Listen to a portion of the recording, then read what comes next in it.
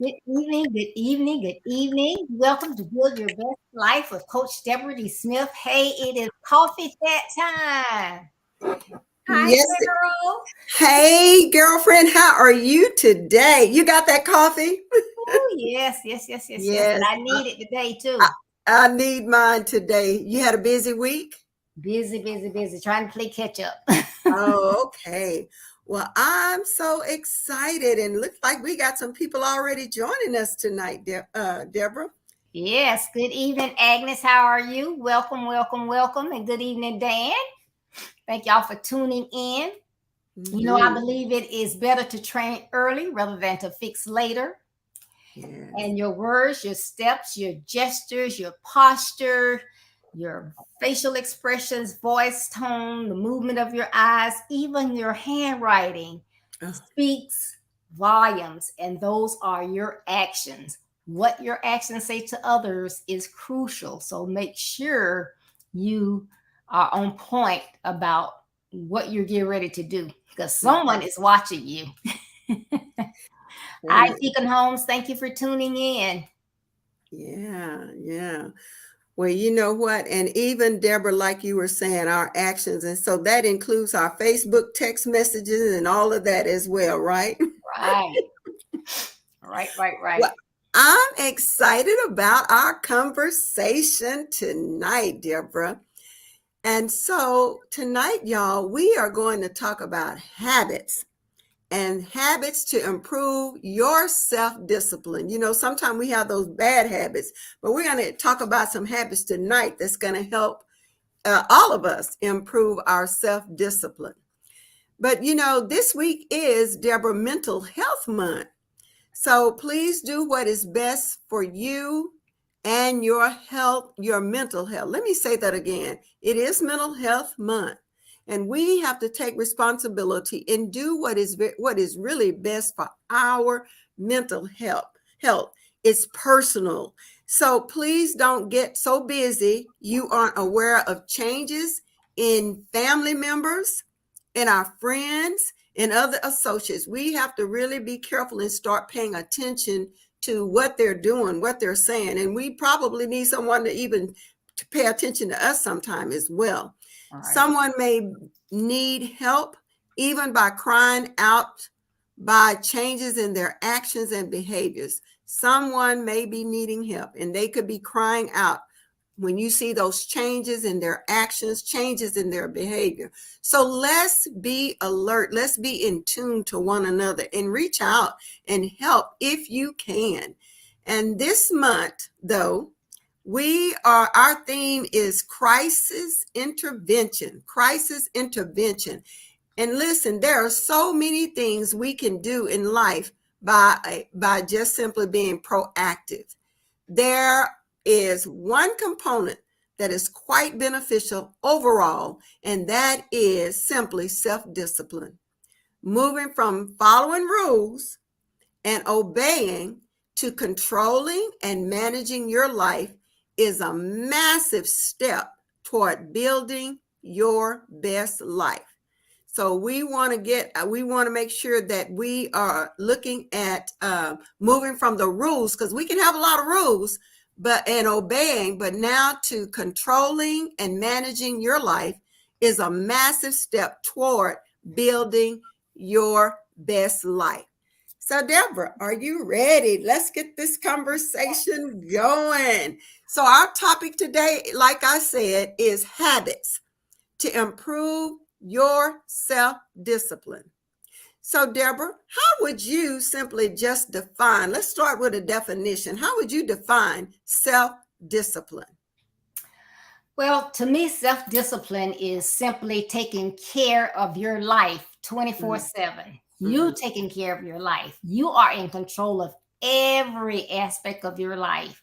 That's getting up timely, getting to work, getting to your appointments, classes, or any other events that you need to get to, being in control of your finances, taking care of your well-being, including your physical and mental health. Avoiding risky behaviors. Sometimes you get out there at a certain age and you either are aging and you want to stay up, want people to think you're still young. You'll begin to get enough risky behaviors. I need to get me a Harley. I need to get me a Mustang, and you get out there and do crazy things. It's how you react to situations, managing your ethics and your reputation. I think you will find that you are more motivated when you are self-disciplined because, hey, you in control. You got it. You have to have it because nobody else is going to tell you what to do, when to do it, how to do it. You need to be in control. Wow.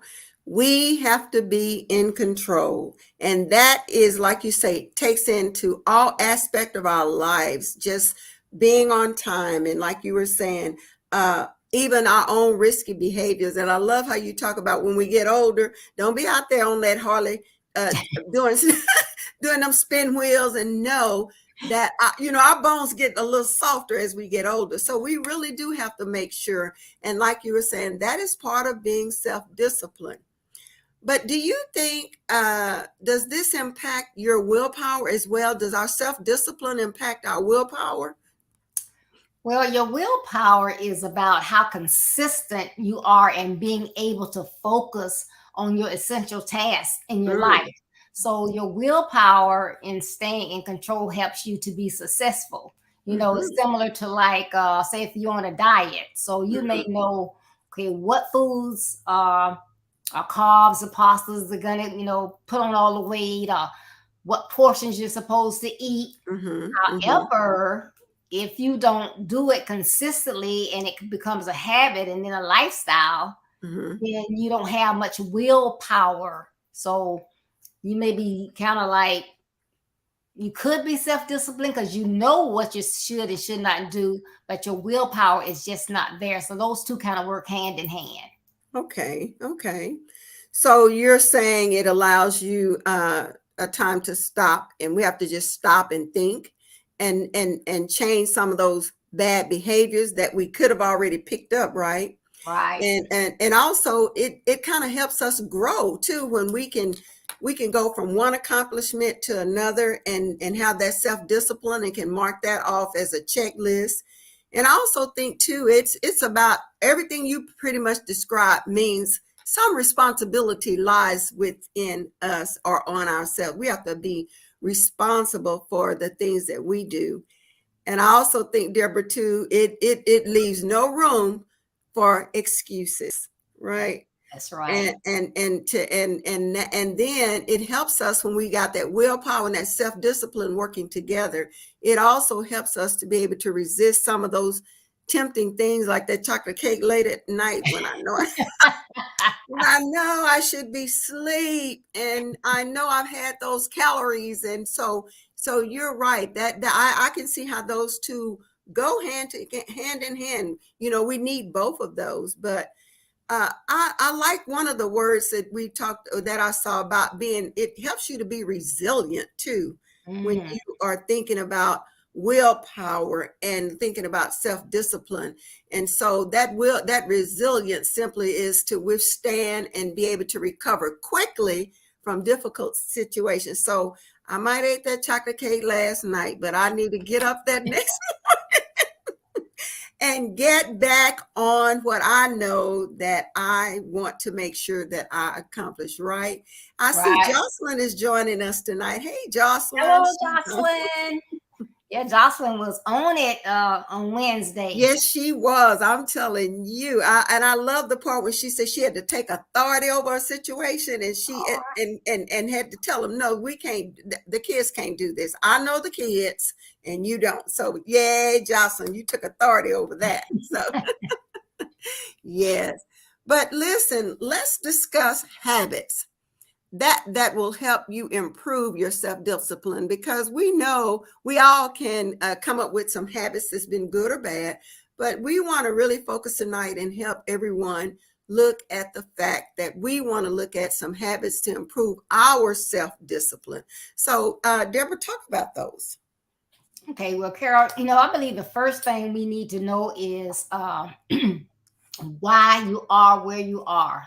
With Mm, self-discipline, you are attempting to control all aspects of your life. You're not just focused on one thing, but every phase of your life. mm-hmm, Therefore, you need to understand what's entailed. You mm, can't just be haphazardly going, yeah, I'm in control. I got this. No, what do you have? Are you mm-hmm. sure you know? Because if you're unaware of something, then you can't take control of it. It's Wow. like Mm-hmm, if you're attempting to consistently manage a certain component of your life, mm-hmm, then you need to know what goes into that. You can have like it's just like being in your car. You can mm-hmm, have the most sophisticated navigational system there is. You got all the bells and whistles. So you put you put a destination in, mm-hmm, and it's going to get you there. It's going to tell you turn by turn, beep at you and everything. If you mess up, make a mistake, they're going to tell you to turn around. mm-hmm. So they're going to get you to a place. But what address did you put in there? Oh. Did you put the address of a random place in there? Did you end up at a vacant lot? Did Wow. you end up Mm-hmm, at someone's house? mm-hmm. Are you at a ski lodge and it's the hottest month of the year? Mm-hmm. Okay, are you at a beautiful beach and they have all these outdoor amenities? They got the luau's and the hot tubs and massages all outside, but it's 12 degrees. Hey, you messed up somewhere. You thought you Mhm, were in control, but your mhm, habits. Did you mm. do what you needed to do? You just said, I'm going somewhere. And that's Wow. I'm going. Okay, you wait till that morning to try to pack, and then it's like you put that address in the navigation system, and you don't know where you're gonna end up. You end up anywhere. You Uh-huh. know, and we do that in life, but you have Mhm, to know where you are and where you're trying to go. mhm, Because mhm, like it defeats the purpose. You got this extravagant GPS and you reach a destination, but you're not going to enjoy yourself because you don't even know where you are. Where you are, you can't enjoy yourself because that's mhm, not where you would really have chosen to go. mhm, mhm, So, when you set your goals and you discover that they can be really nice, but you have to be disciplined and mm. guiding yourself and getting there. That's just like they say, somebody gives you an elephant. How you gonna eat a big old elephant? You gotta eat it a bite at a time. One bite at a time. Not say, oh, I can't eat that. Yeah, you can, but you Mhm. gotta, you gotta stop and think. Yeah. How am I gonna do that and successfully do it and not Mhm, make myself look really crazy? Okay, mhm. we'll find something to get me some pieces off here, and I'm gonna eat this thing One little bite at a time, huh? one bite at a time. Mhm, mhm, And then the second tip I would say is don't come out of the box trying to rebuild the world. Sometimes mm, people, mhm, when they're young, they've always had someone to tell them what to do. So you've been disciplined because you've been following the rules. But now you're at an age, hey, you're off to college, you're off to your first job, you're on your own. Your self-discipline is here. But it's like, oh, I know, I'm smart. I'm really smart. But let me tell you this before you go. Mom, I got it. I know what to do. Your dad says, "Well, son, let me tell you now. When you go and these girls, Dad, you don't want to hear any of that. You just know everything you want to do. So you just break out and you're going to conquer the world. You know how to manage an apartment. You never lived by yourself, but you know everything to do. You know how to talk with your professors. You never had it to do. Your parents did it. Everything you know how to do. You cannot do that. You have to take those goals. So if that goal is, I'm living alone now, I have to take care of my own clothes. Why not ask? If your parents didn't have, I had to make mine learn all that stuff before they left. But if they did not, okay, so when I get ready to wash, do I just put so many clothes in there? No, you have to see what type material it is. You don't want to put darks and whites together. You got to sort your clothes. You got to see if something is delicate material. You need to know some things. So don't go out there and try to pretend that you know everything. Listen. So you got to take those things, break them into steps. You got to make sure things are specific, they're measurable, they're attainable, they're realistic, and they are time-based. You don't go to those people's schools saying, you left home saying you was going to get a degree in business administration. You in school 2 weeks and you say, okay, I know my parents saved for school and they say they got $30,000 a year for me to go to school. I'm going to be a doctor. No. No, you need to back it up and go back home because we talk that because you can't become a doctor in 4 years or less like you can that BA. So you got to do some things first. Right. And it's real simple. I put it in more simple terms. I'll put it that way. It's just like I said, just say, take me. So I say, girl, you know what? I need to lose a couple pounds. But guess what? In the morning, I'm going to go running. I'm going to run 3 miles. And he said, okay, you going to run 3 miles in the morning? Yeah. That's what you're gonna do. Yeah. Okay. How is Deborah gonna run 3 miles in the morning? I don't jog. I don't walk consistently. I don't know how to breathe. I don't know how to stretch. Y'all be calling 911. Somebody passed by, see this lady stretched out on the road and be dialing 911. Wow. You have to prepare and be ready to do certain things. You just don't go out there and do them haphazardly. Right. Just to prove a point that I'm the man, I'm the girl, So when you step out and you're trying to be self-disciplined, you want to be inspired, you want to have fun, you want to be accountable, but you don't need to put unneeded pressure on yourself. So you need to have like reminders, self-check-ins, put things in your phone and your calendar. And then you have to ask yourself, where am I in relationship to something that I have as a goal? Do I know? Do I have it posted anywhere or do I just have it up here? So, sometimes people say, well, I don't want to know. I don't want to see. But you need to see because you need to look because you could be ahead of the game, which is fine. That's good. Or you could be behind. And if you're behind, you need to find out, why are you behind? Is it because of lack of information? Have you been being lackadaisical? What is it? So you need to know where you are.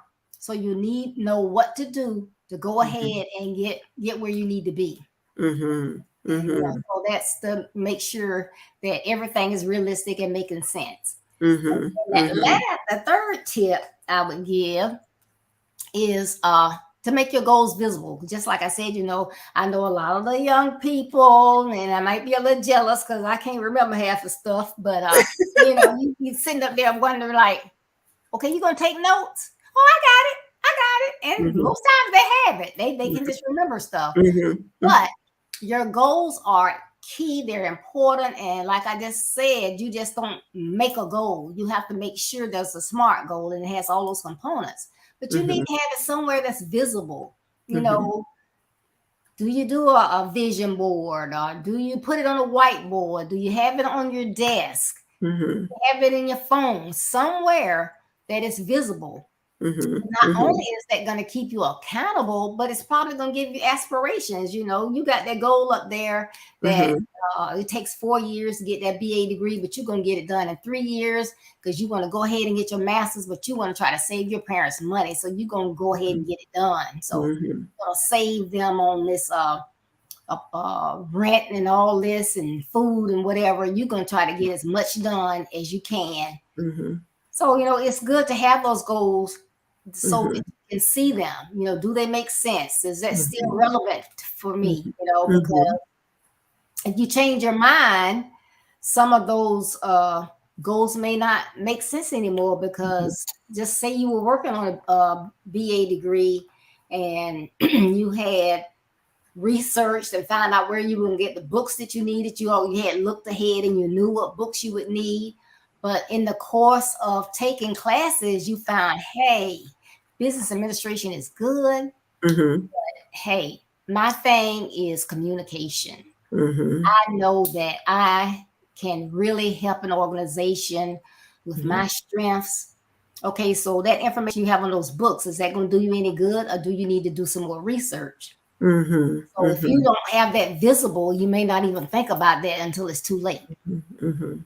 So, you know, it's good. And then, of course, the old life happens. You Yeah, know, life that's true. happens. Just Life like, happens. Mhm.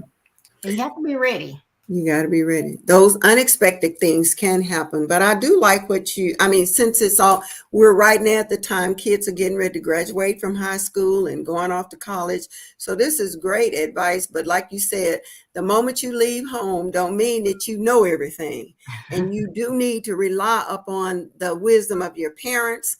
And then the other thing, Deborah, you said, I'm visual. So to put something up visual that you can see, because like you said, you've been home with parents and they've been your alarm clock, they've been your go-to, they've been your directions, your guidance.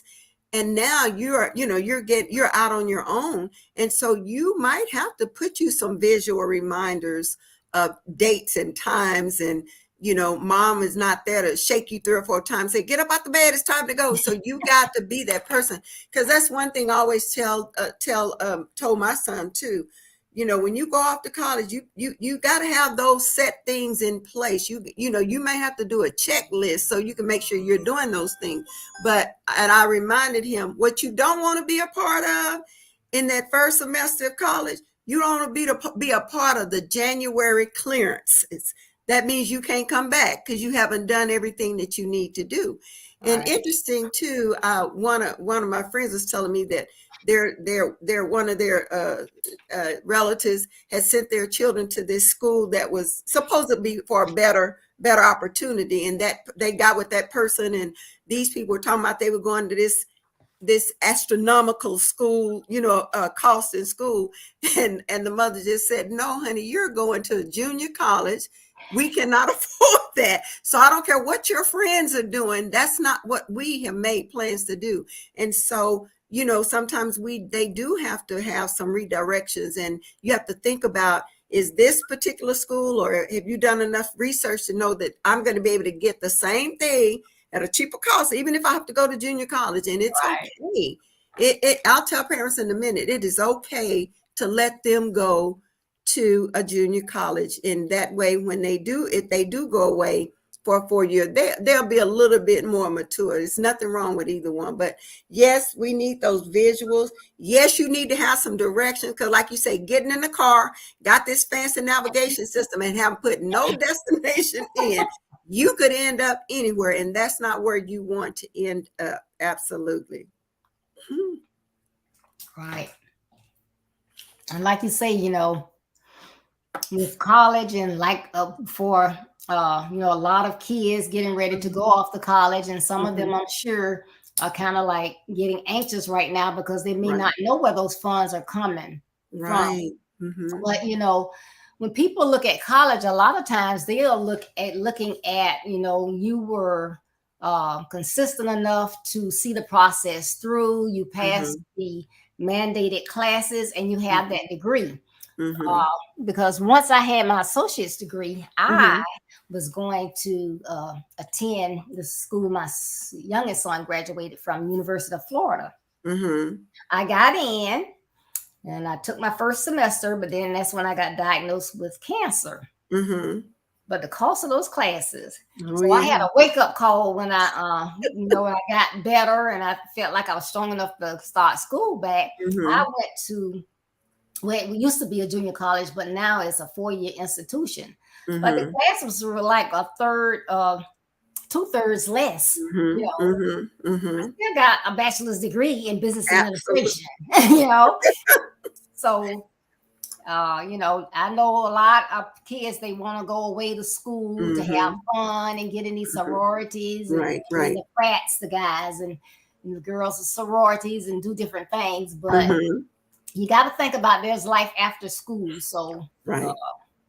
do what you got to do. And there's nothing like when you got all those school loans and they come for you. Just let me put that right there.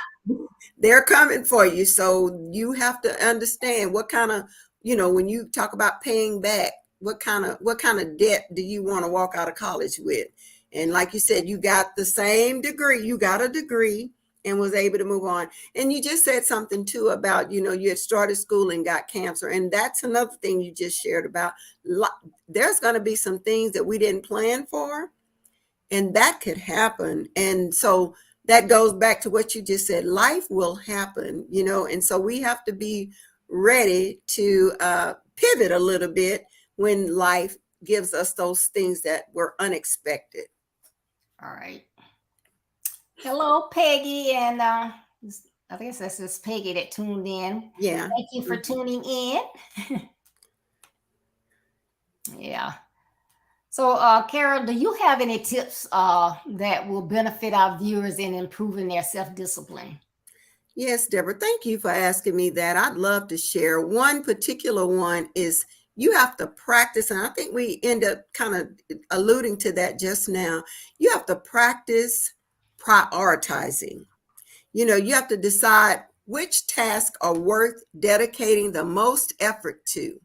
And then once you made that decision about which effort or which task you need to put the most effort to, then you got to start organizing your day. We're real big in our in on our one of the in effective living about making that to-do list. You got to have that to-do list that you need to make reference to every day. So get that to-do list out, and then when you get it out, it's something about, I think we talked about making it the night before, and then get up and you know exactly what you need to do, even though some things may not go the way we plan, but at least you got some directions as to what you want to do. And then just get up and start crushing away and chipping away at that to-do list. And sometimes it means set a study plan too. When you do that to-do list or you practice prioritizing, it will definitely put you in a place where you don't want to procrastinate. Because, there are some of those assignments in college you're going to have that you just don't want to do.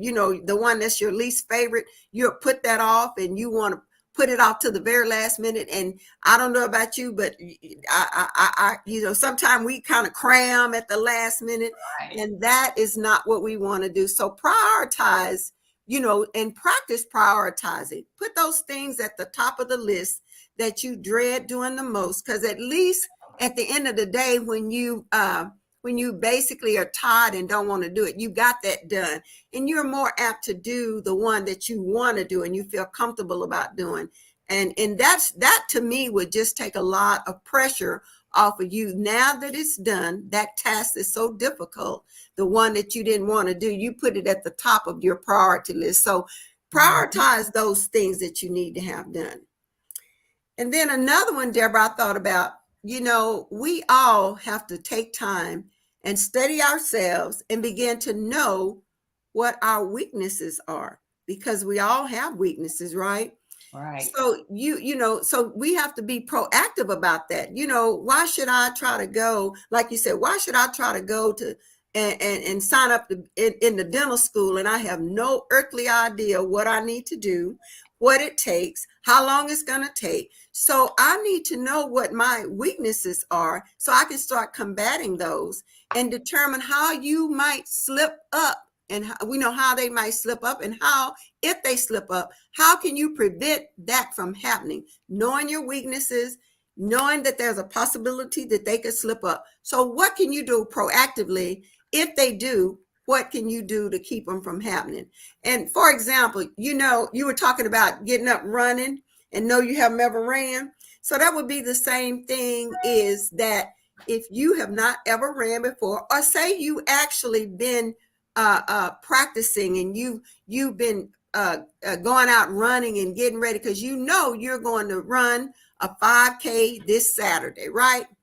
Then all of a sudden your friend invites you over for some barbecue, some potato salad. You know how we do it: barbecue, potato salad, red bean pies and cakes and all that stuff. And then you are invited to the barbecue. So what are you going to do? Because if you eat all that food, what that's going to do to you. And let's be for real. At the barbecue, we know we're going to have some cheesecake or some kind of pound cake. And we're definitely going to have some kind of pie, right? So Right. you have to make a decision at that moment. You've got to make a decision if you're going to go and if you're not. Or if you go, you got to make a decision how you're going to pick and choose the things that you're going to eat. Because what was the purpose of training for this 5K? And that you had to train because you weren't capable of running. And now you've trained, and all of a sudden, you're going to let one day sabotage everything that you work for. So that takes self-discipline. Maybe you may have to decline to your friend and say you can't go. But Right. also, you talked about time in the beginning. And sometimes we can be some of us are night owls. But if you got to get up early in the morning, and that time is not your friend, and that I can be late in the very last minute, you may have to take some proactive things to do something about you staying up all night. And one of the things that was suggested here is that sometimes we need to take some melatonin to kind of help relax us. I think sometimes we need to learn how to breathe. We need to learn how to let our minds kind of rest a little bit. Meditate, I think, is the word. We have to learn how to meditate, because there was a quote that said, self-discipline is really self-consciousness. That self-discipline is really self-consciousness. You have to be aware of your weakness. You have to be aware of prioritizing. And so the last thing, Deborah, I want to talk about, or one of the last, no, not the very last, but one other thing is you got to stop, think, then take actions.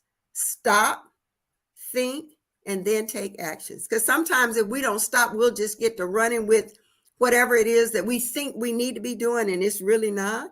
So you have to be willing to stop and think. And so one way that's been suggested, that sometimes if we know we've got all these things that we're thinking about that we need to get done, and we're trying to satisfy everyone else and do all those things, how about start counting from 10 backwards? That gives you an opportunity to kind of stop and think, instead of just letting our mind race away and what I need to do and who I'm trying to please. So stop and start counting backwards from 10. They used to tell us if we want to go to sleep, count those sheeps, but you stop and think. And this forces you to do whatever you're going to do. Is stop, it makes you stop and think. And then it'll force you to step out. And then whatever you're going to do, you can do it. But this can shift you mentally. It can begin to make you shift mentally from something that you think is going to be, that has to be done right away, that could be haphazardous. But then you can shift yourself mentally and be motivated. And then all of a sudden you got that, you stop, you think, and now you're ready to take action. So all of a sudden you can take that 10 minutes, count backwards from 10, mentally revamp, then get remotivated, And then all you needed at that point was just an opportunity to stop and think. And then now you can get a little bit of push, a little bit of motivation to go and do what you need to do. So I always say, close your eyes and start counting and decide, am I going to stop, think, and then take action? Or am I going to take the actions and stop and think later? The last one is get your friends. You know, it's nothing like having some friends that will help you be accountable, you know? And sometimes we need those. Sometimes it can be somebody that have the same goals that you have, or you set goals together, you know, and sometimes having that accountability person, it will keep you from cheating. It will keep you from giving up on yourself. It'll keep you motivated. So you want to get somebody that's going to be sincerely accountable to, you know, that's going to be accountable to you, and you can be accountable to them as well. But I always say you can get your BFF, but you need someone who's going to be your hero and you can be their hero. I need somebody that's going to celebrate me, not tolerate me, you know? Right. So set a goal and let that person come alongside you and let that person cheer you on daily while you are cheering them on. We need friends. We don't need to be isolated. And I always think about we hear in the Bible, am I my brother's keeper?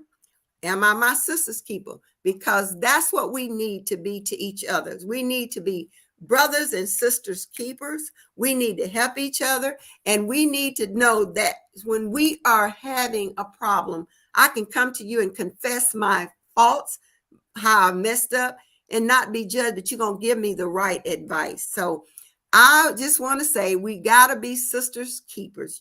So, yes. So anything you have on that one, Deborah?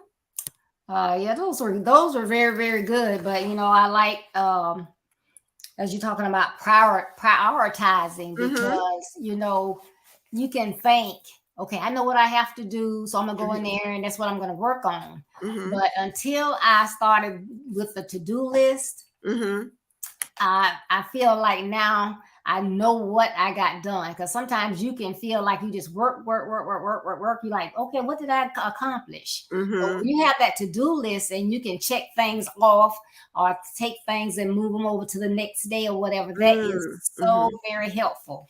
So, you know, I love that. And then knowing your weaknesses, you know, I know it's our strengths that we need to work on and develop, but we need to know those weaknesses so we'll know what not to keep us from progressing. Because, you know, if you got a weakness as far as organization, so you know you got to work even harder to stay on task with things. Right. So that's very, very beneficial. And, you know, I know because there's so much, I guess, people getting addicted to different drugs. People are hesitant sometimes about taking things, but like you talked about the melatonin, you know, supposedly that's not anything that's harmful or habit forming, but you need to get sleep. And I've talked about that before. As people get older, they think less and less sleep, when that's not the case. You know, our teenagers still need 9 to 10 hours of sleep. So if something is going on with you and you can't sleep, there's usually something wrong. You're either worrying about something, which you need to be praying and not worrying, or that's one of the symptoms with the mental health. So we need to take that into account as well. So we need to get rest. It's very important. And the breathing and meditation, you have to take that me time. Because when especially young people getting ready to go away to school, it's going to be a whole different ball game. And you might get frustrated or whatever. So you got to know how to stop, take that breath, like Carol said, count to 10. Let me stop and meditate. You know, maybe my roommate doesn't meditate. They might not even know God, but they don't have anything to do with you. You need to keep your habits that you have. And, you know, that will help and benefit you. And counting to 10 has saved a lot of people's lives. So don't take that as a cheat. That's expensive. Yes, and being accountable. You Mm-hmm. know, they say it's you shouldn't even tell white lies, like you tell Mm-hmm. somebody, Mm-hmm. oh yeah, yeah, I like that dress. You don't want Mm-hmm. to hurt their feelings. No, why would you let your friend go somewhere with a dress that's 3 sizes too small and tell them, oh yeah, Mm-hmm. you all right? Mm-hmm. And then Mm-hmm. everybody else gonna be talking about them, but that's your friend. Mm-hmm. You don't Mm-hmm. do that. I really like the dress, but for where we're going, and I think it's going to be a little too snug on you. You're not going to be comfortable because you're Mm-hmm. going to be eating this up, girl. Mm-hmm. So Mm-hmm. you have to do that. So when you Right. see a friend that's struggling with something, uh, they usually have it all together, but they may need some information or something they never thought about. Mm-hmm. Mm-hmm. Tell them. They're not gonna Mm-hmm. know if you don't tell them. I remember the first time, and I still do it sometime now. But Mm-hmm. the first time I went to this thing, it was something similar to Toastmasters, but it was at my company. It's called a Gavel Club.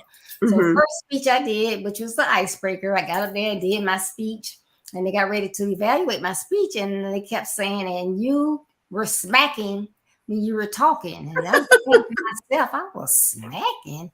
So I go home and I was like, I gave a speech today. I was talking to my mom. I said, I gave a speech today, and they said I was smacking. She said, you Mm-hmm. do smack when you talk. I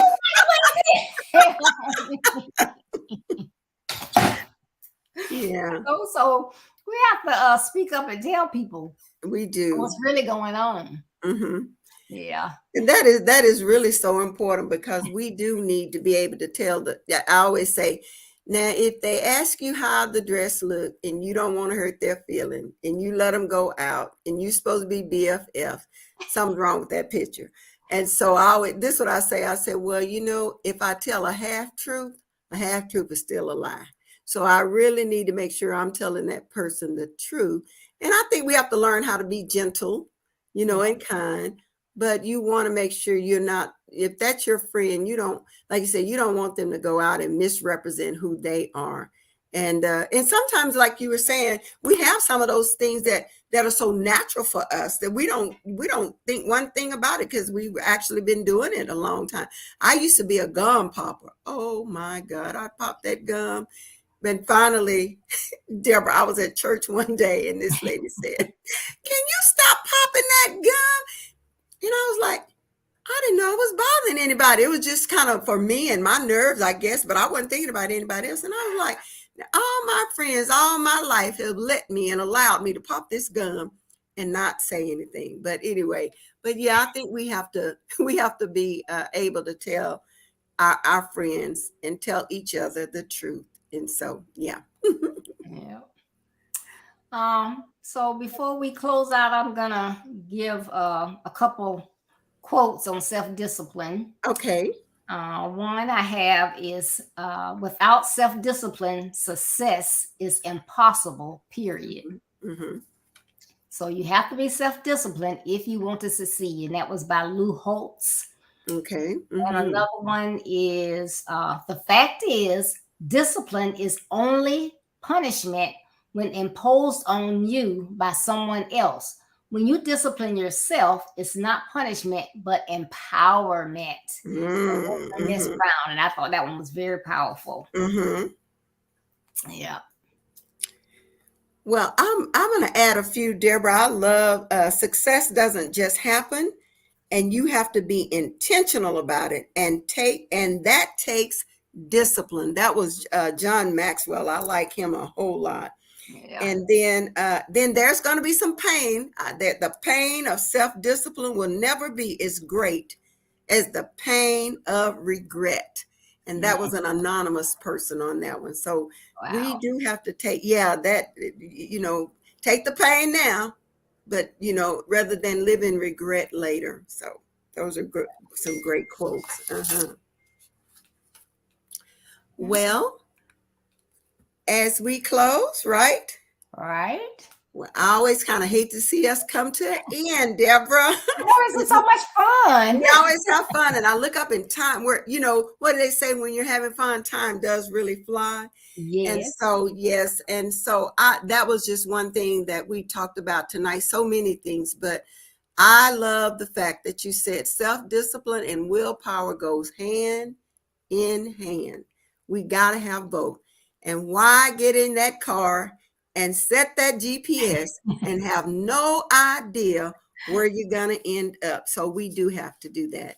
And then, like you were saying, take those opportunities and make you a list. What, like you were saying, that to-do list, I'm not as good at my to-do list as you, but I'm learning that it creates some discipline in my life when I do use it. So yes, it's been a great opportunity. But one thing I think that we talk about affirmations as well, and so I hope we walk away today saying that I have the willpower to commit to match your behavior with desires for the life that you want to build.